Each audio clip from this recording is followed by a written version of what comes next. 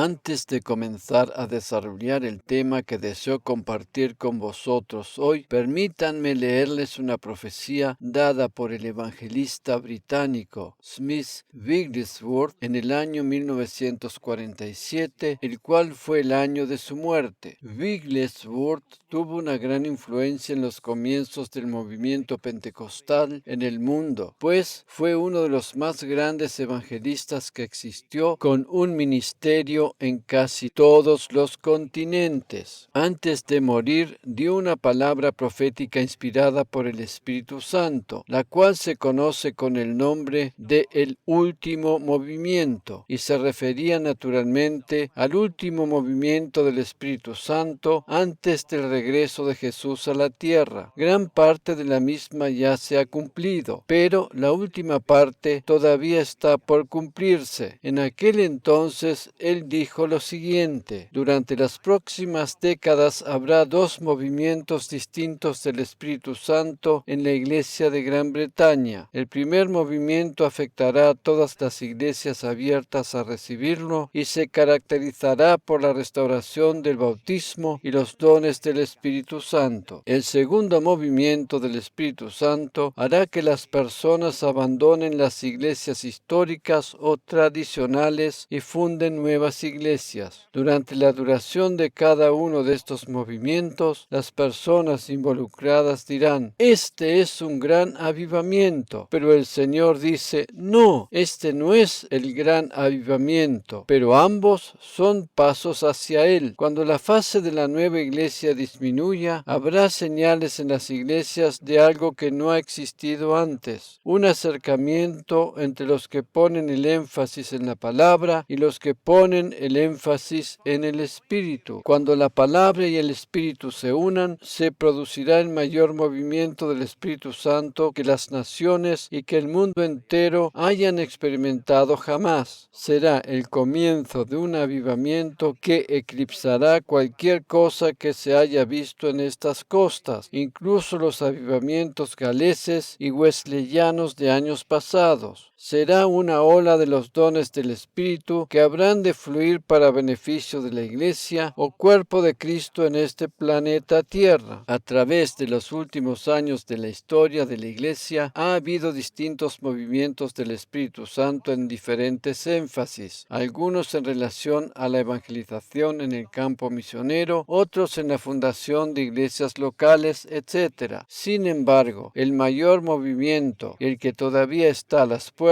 habrá de producirse cuando las iglesias unifiquen los dones del Espíritu Santo con el fundamento de la palabra de Dios. Personalmente, estoy plenamente convencido que habremos de ser testigos del avivamiento que se produce a raíz de la unión de la palabra con el Espíritu. Este avivamiento habrá de comenzar primeramente en cada uno de nosotros en forma personal, ya que habremos de fluir en los dones del Espíritu de manera individual. Esto, aunque naturalmente habrá de suceder dentro de la iglesia, también tendrá lugar fuera de la misma, influenciando nuestra vida cotidiana y el entorno donde nos movemos. Cuando los dones del Espíritu Santo comiencen a manifestarse más intensamente en nuestras vidas, podremos alcanzar a más personas con el Evangelio. Cuando pensamos en la evangelización masiva, lo asociamos automáticamente con un estadio lleno de gente, ¿verdad? Pero eso no tiene que ser necesariamente así. La predicación del Evangelio en un estadio tiene aspectos positivos, pero también negativos. Lo positivo es que son muchos los que escuchan la palabra al mismo tiempo, pero lo negativo es que son muy pocos los que se mantienen en la fe una vez finalizado el evento. Por eso el mayor avivamiento tiene que ver con los dones del Espíritu Santo puestos en acción en cada uno de los creyentes que están fundamentados en la verdad de la palabra. Lo importante es unificar la palabra con el Espíritu. Todos aquellos que están activos en los dones del Espíritu, pero que no tienen un firme fundamento en la palabra, actúan de una manera extraña y en algunos casos hasta repelente fe para los que no conocen el Evangelio. Pero si estamos fundamentados en la verdad de la palabra de Dios y además permitimos que el Espíritu Santo se manifieste con sus dones, tenemos el equilibrio perfecto. Y esto es precisamente lo que yo creo que Dios está comenzando a hacer entre nosotros como iglesia local, lo cual habrá de ir en aumento en nuestras vidas personales e irá influenciando positivamente el entorno donde nos movemos. Por esa razón, y siendo que durante mucho tiempo hemos estado poniendo un sólido fundamento de la palabra, vamos a considerar ahora cuáles son los 9 dones del Espíritu Santo y cómo actúan. Los dones del Espíritu Santo son dones de gracia y los recibimos en forma completamente inmerecida. Tenemos la misma unción que tenía Jesús, aunque naturalmente no en la misma medida. La unción del Espíritu Santo estaba sobre Jesús en forma ilimitada, mientras que sobre nosotros, los creyentes, solo está en forma limitada. Esa es la razón por la cual nos necesitamos los unos a los otros. Dicho de otra manera, para llegar a alcanzar la misma medida de unción que tenía Jesús, se necesita de todo el cuerpo de Cristo sobre la tierra. El Espíritu Santo ha depositado algunos de sus dones en cada iglesia local, repartidos entre cada uno de sus miembros. Es por eso que todos juntos actuamos como un cuerpo y así representamos a Cristo sobre la tierra. Cabe recordar que Cristo es la cabeza y la iglesia es su cuerpo, y ambos actúan de manera coordinada entre sí. Debido a que los dones del Espíritu Santo están repartidos entre los creyentes y que nadie posee todos, y mucho menos al mismo tiempo, es que nos necesitamos los unos a los otros. En 1 Corintios 12, versículos 4 al 7, leemos: Ahora bien, hay diversidad de dones, pero el Espíritu es el mismo. Hay también diversidad de ministerios, pero el Señor es el mismo. También hay diversidad de actividades, pero el mismo Dios es el que realiza todas las cosas en todos. Pero a cada cual le es dada la manifestación del Espíritu para provecho mutuo. Reina Valera actualizada 2015. No hay una sola persona que posea todos los dones del Espíritu Santo. No existe ese determinado hombre de Dios, entre comillas, que se encarga de todo, sino que los dones están repartidos entre todos los creyentes y uno se complementa con el otro. Debemos tener mucho cuidado cuando se hace demasiado énfasis en el hombre de Dios o la mujer de Dios que posee dones especiales y que todos andan detrás de él o de ella, porque esa no es la verdad bíblica. No se trata de poner toda la atención en una sola persona, sino en la diversidad del cuerpo de Cristo. Naturalmente que es correcto que haya líderes con personalidades muy fuertes y destacadas, pero no me refiero precisamente a eso ahora, sino más bien a la dependencia que se produce cuando se pone toda la atención en una sola persona. La unción del Espíritu Santo reposa sobre el cuerpo de Cristo y sus dones están repartidos entre ellos para beneficio de todos. Repito, para beneficio de todos. Tenemos que tener en cuenta que Pablo le dijo esto a la iglesia de los Corintios, la cual era una de las más carnales que existía. Así todo, Dios había repartido sus dones entre sus miembros. Precisamente por eso es que decimos que son dones de gracia y completamente inmerecidos. Después de haber dicho esto, el apóstol Pablo comienza a describir cada uno de los dones, los cuales podemos agrupar en 3 diferentes categorías, como vamos a ver más adelante. En 1 Corintios 12, versículos 8 al 10, leemos: Porque a uno se le da palabra de sabiduría por medio del Espíritu, pero a otro palabra de conocimiento según el mismo Espíritu, a otro fe por el mismo Espíritu, y a otro dones de sanidades por un solo Espíritu, a otro el hacer milagros, a otro profecía, a otro discernimiento de espíritus, a otro géneros de lenguas, y a otro interpretación de lenguas. Reina Valera actualizada 2015. En la primera categoría encontramos los dones de revelación. Aquí encontramos palabra de sabiduría, palabra de conocimiento y discernimiento de espíritus. Espíritu. Estos tres dones nos revelan algo de la sabiduría o del pensamiento divino. Estos dones nos ministran algunas veces solo por medio de una palabra. Por ejemplo, recibimos un nombre o alguna palabra suelta, pero no sabemos muchos más detalles al respecto, y cuando comenzamos a hablar se manifiesta el resto. Esto suele tener que ver con algo en relación al presente o al futuro. Precisamente esto es lo que establece la diferencia entre palabra de sabiduría y palabra de conocimiento. La palabra de sabiduría revela cosas del presente o del futuro, mientras que la palabra de conocimiento, aparte de tener que ver también con el presente, revela cosas del pasado. Algo muy importante de tener en cuenta para saber si estamos en lo correcto es que cada uno de estos 9 dones tienen que ser encontrados en algún pasaje de la palabra, es decir, que la Biblia misma nos confirma la manera en que se manifiesta y actúa cada uno de los 9 dones. Si escuchamos algo que se dice ser un don del Espíritu Santo, pero actúa o se manifiesta de una manera que no puede ser confirmada por la palabra de Dios, no sirve para nada y ni siquiera le debemos prestar atención. Todo lo que proviene de Dios y de su Espíritu puede y tiene que ser atestiguado por medio de su palabra, y no por un solo pasaje utilizado al azar, sino por al menos 2 o 3 pasajes diferentes. El primer ejemplo lo encontramos en Hechos capítulo 9. Saulo, quien más tarde llegó a ser el apóstol Pablo, tuvo un encuentro con Jesús mientras iba de camino a Damasco persiguiendo a los cristianos. Quedó ciego por un breve espacio de tiempo y Dios le habló a Ananías acerca de él y le indicó lo que tenía que hacer al respecto. En Hechos capítulo 9 versículos 10 al 12 leemos: había cierto discípulo en Damasco llamado Ananías, y el Señor le dijo en visión: Ananías. Él respondió: heme aquí, Señor. El Señor le dijo: levántate, vete a la calle que se llama La Derecha y busca en casa de Judas a uno llamado Saulo de Tarso, porque he aquí él está orando, y en una visión ha visto un hombre llamado Ananías que entra y le pone las manos encima para que recobre la vista. Reina Valera actualizada 2015. Ananías recibió aquí una palabra de conocimiento de parte del Señor. Esta palabra de conocimiento tenía que ver con la situación en tiempo presente. Saulo estaba orando, con lo que le había sucedido en su camino a Damasco, su ceguera temporal, y además Dios le dijo también que Saulo había tenido la visión de su visita y que así habría de recobrar la vista. Si seguimos leyendo el pasaje, vamos a encontrar que Ananías recibió una palabra de sabiduría, la cual no solo tuvo que ver con el presente, sino con el futuro, ya que Dios le dio instrucciones precisas sobre lo que tenía que hacer en esa situación. En los versículos 13 al 16 leemos: entonces Ananías respondió: Señor, he oído a muchos hablar acerca de este hombre y de cuántos males ha hecho a tus santos en Jerusalén. Aún aquí tiene autoridad de parte de los principales sacerdotes para tomar presos a todos los que invocan tu nombre. Y le dijo el Señor: ve, porque este hombre me es un instrumento escogido para llevar mi nombre ante los gentiles, los reyes y los hijos de Israel, porque yo le mostraré cuánto le es necesario padecer por mi nombre. Reina Valera actualizada 2015. Esta es claramente una palabra de sabiduría que tuvo relación con el futuro del apóstol Pablo, quien más tarde llegó a ser el apóstol que Dios había elegido para llevar el evangelio a los gentiles. En esta palabra de sabiduría, Dios hacía la mención de lo que él también habría de padecer algunos años más tarde en su ministerio. Ananías, a pesar de las dudas que podría haber tenido en relación a todo lo que había escuchado anteriormente de ese hombre que perseguía a los cristianos, tuvo una actitud de obediencia a la voz del Espíritu Santo. Dentro de ese primer grupo de los dones de revelación, además de estos dos que acabamos de mencionar, encontramos también el discernimiento de espíritus. Este es un don muy interesante que, lamentablemente, a menudo se suele utilizar de manera incorrecta. Este don no tiene nada que ver con suposición o sospecha, y tampoco se origina en las emociones del alma ni en los pensamientos en la mente de la persona que lo recibe. Hay quienes dicen algo en relación a una persona o situación y lo acreditan al discernimiento de espíritus, pero en realidad están hablando basados en su propia suposición o conjetura. Hay que tener mucho cuidado con esto, ya que el Espíritu Santo no actúa de esa manera. El término discernir en el original griego es la palabra diacrisis, Strong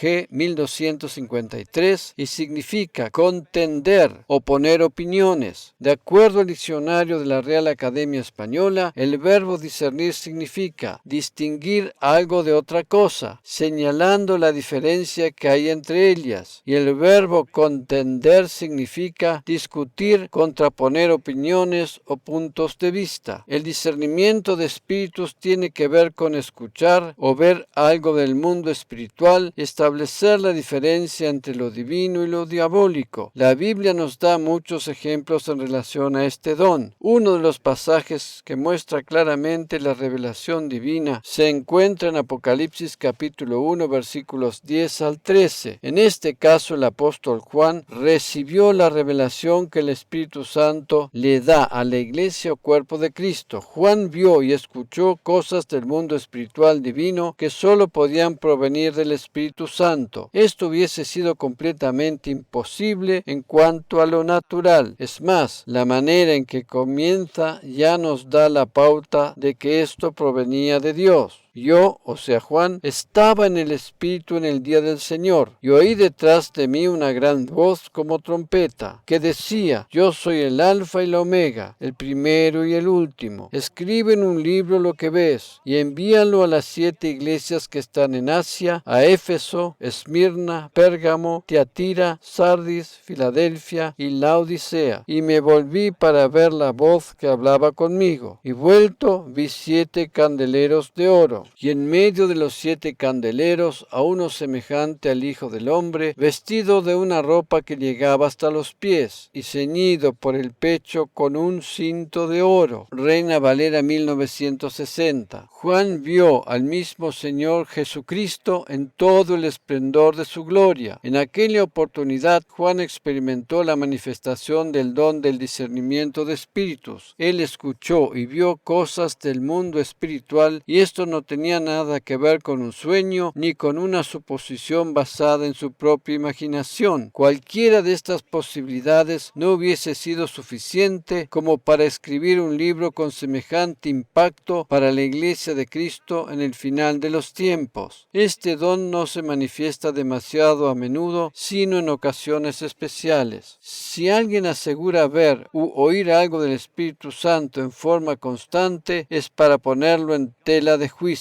Vamos a considerar ahora el segundo grupo de dones de acuerdo a la lista de 1 Corintios capítulo 12. Estos son los denominados dones de poder. En esta categoría encontramos el don de fe, los dones de sanidades y el hacer milagros. Tenemos en cuenta que habla de dones de sanidades y milagros en plural. Los dones de revelación que habíamos considerado anteriormente, tal como su nombre lo indica, revelan algo, mientras que los dones de poder producen o ponen de manifiesto cosas divinas poderosas. El don de fe no tiene que ver con la fe normal que todos nosotros recibimos en el momento de la salvación, sino con una fe especial con un propósito específico y definido. Por ejemplo, para resucitar a un muerto se necesita una fe especial, ya que esto no puede suceder con la fe de todos los días, si pudiéramos denominarla de esa manera. Esa es la razón por la cual algunos han intentado resucitar muertos y no les funcionó. No, en esos casos se necesita la manifestación del don de fe. Todos nosotros, los creyentes, sin excepción alguna, hemos recibido una medida de fe en el momento de la conversión, pero aquí estamos hablando de una fe especial que sobrepasa la medida normal y que no se manifiesta todos los días, sino en ocasiones especiales, con un propósito concreto y definido. Vamos a considerar ahora un ejemplo en la palabra de Dios. Para ello vamos a ir al pasaje de Mateo capítulo 4, versículos 1 y 2. Entonces Jesús fue llevado por el Espíritu al desierto para ser tentado por el diablo. Después de haber ayunado 40 días y 40 noches, tuvo hambre. Reina Valera 1960. Jesús pudo aguantar todo este periodo de ayuno gracias al don de fe especial que había recibido del Espíritu Santo para hacer frente a esa situación específica. Por eso no es recomendable que alguien se ponga a querer imitarlo haciendo un ayuno tan prolongado si no está primero seguro de haber recibido ese don de fe especial, porque le puede llegar a costar la vida. En realidad, en la vida de Jesús se manifestaron todos los dones del Espíritu Santo en diferentes oportunidades, menos el don de lenguas, porque él ministró todavía bajo la ley de Moisés, y el bautismo del Espíritu Santo tuvo lugar recién el día de Pentecostés, y esto sucedió después de su muerte, resurrección y ascensión al cielo. El próximo don espiritual que podemos agrupar dentro de esa categoría es el don de sanidad, o mejor dicho, de sanidades en plural. Este es el don más popular, si es que lo podemos denominar de esa manera, ya que se manifiesta de diversas maneras y en forma visible. Todos nosotros hemos visto, hemos escuchado alguna vez de grandes testimonios de sanidad, ¿verdad? Si fuera por nosotros, creo que todos desearíamos recibir ese don, ¿cierto? Sin embargo, no es lo que uno desea, sino que el Espíritu reparte los dones como Él quiere. Esa es la manera en que funciona el cuerpo de Cristo. Algunos reciben un tipo de don y otros reciben uno diferente, y así es como nos complementamos mutuamente. En Marcos capítulo 1, versículos 40 y 41, encontramos un ejemplo de la vida de Jesús. Vino a él un leproso, rogándole, e hincada la rodilla le dijo: si quieres, puedes limpiarme. Y Jesús, teniendo misericordia de él, extendió la mano y le tocó y le dijo: quiero, sé limpio. Reina Valera 1960. Aquí vemos claramente el don de sanidad en manifestación. Algunos piensan que estas sanidades ocurrían simplemente porque era Jesús. Sin embargo, esto no era así, ya que en su propia ciudad él no pudo sanar como hubiese querido a causa de la incredulidad de ellos. Jesús mismo en su vida terrenal dependía también de la unción de los dones del Espíritu Santo. Todas y cada una de las sanidades que tuvieron lugar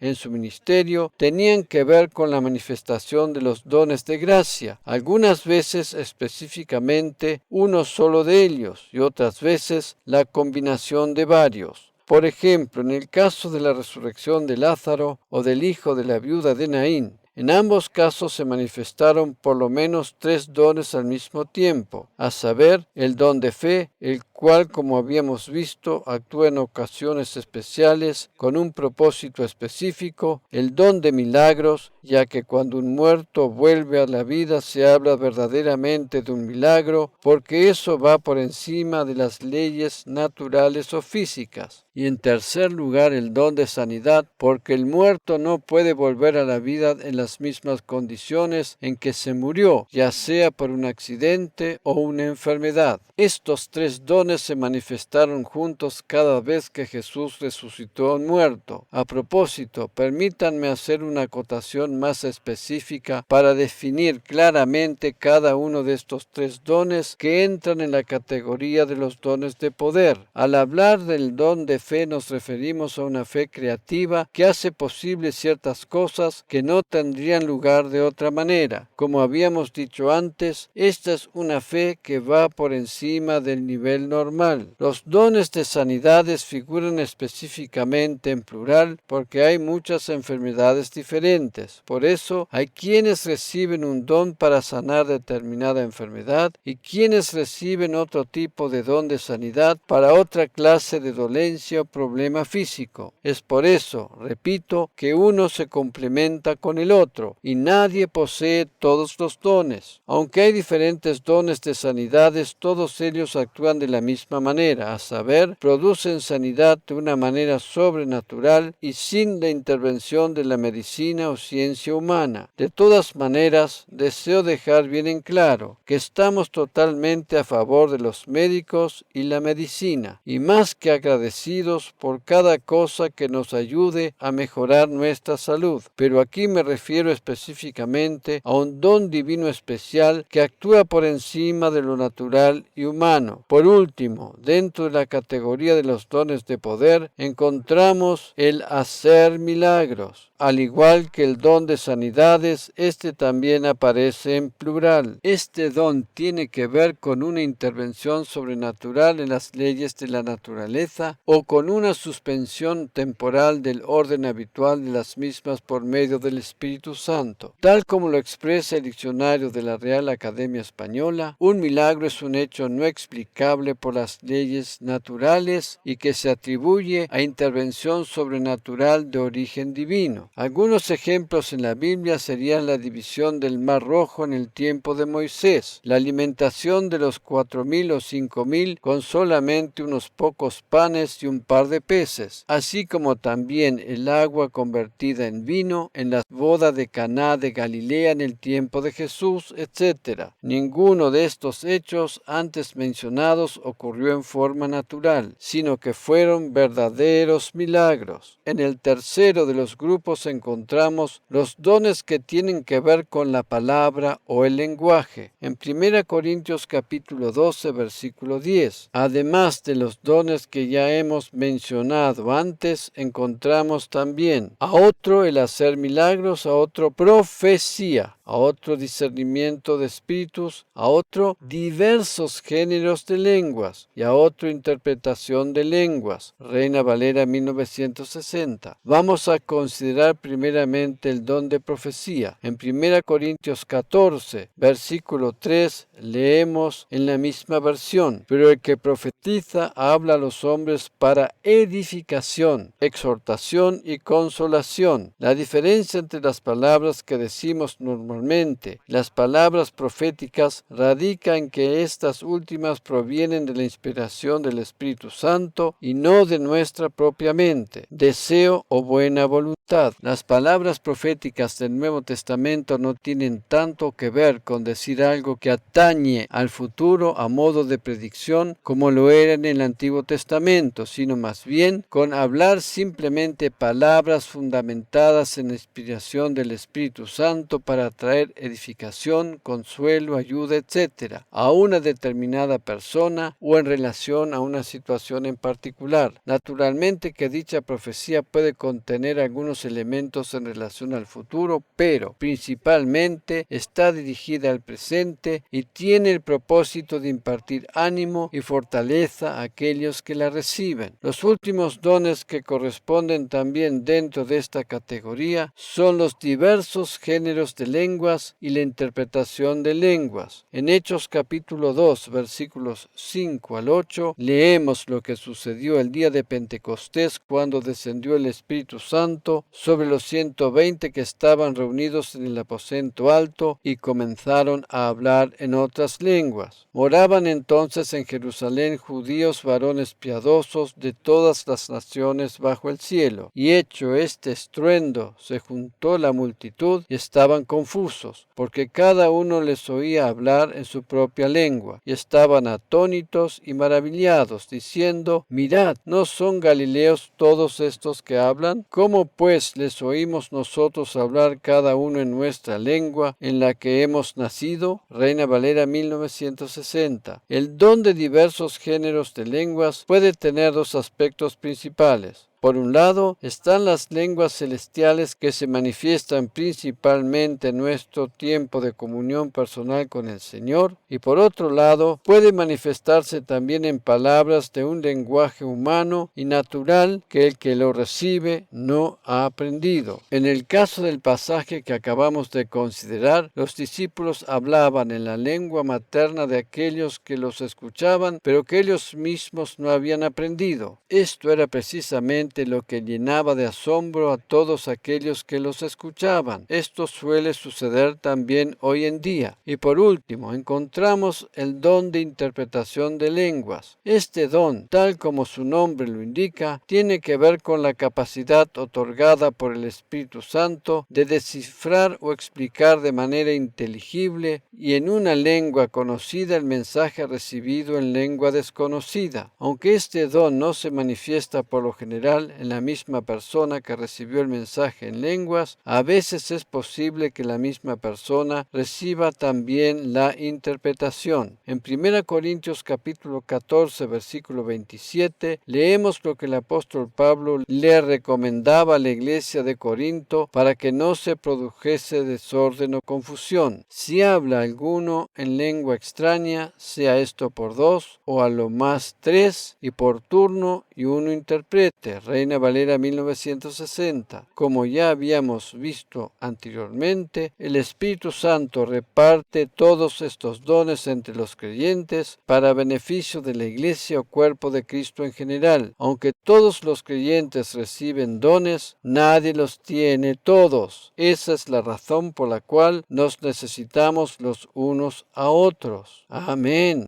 En este momento hago una breve oración. Amado Señor, tú conoces muy bien a cada uno de tus hijos o hijas que han visto, escuchado o leído este mensaje y su ardiente deseo de servirte. Proclamo ahora en tu nombre que los dones de tu Espíritu Santo se manifestarán poderosamente en sus vidas como nunca antes. Los que tienen hambre en que sean revelados en ellos lo experimentarán, y también aquellos que desean recibir aquellos dones preparados por el Espíritu Santo para sus vidas, los recibirán de este momento en adelante. En el nombre de Jesús. Amén y amén. Si después de haber oído y recibido esta oración, comienzas a tener nuevas experiencias con los dones del Espíritu Santo, te animamos a escribirnos un breve comentario o testimonio. Para la gloria del Señor, desde ya muchas gracias. Amén y amén.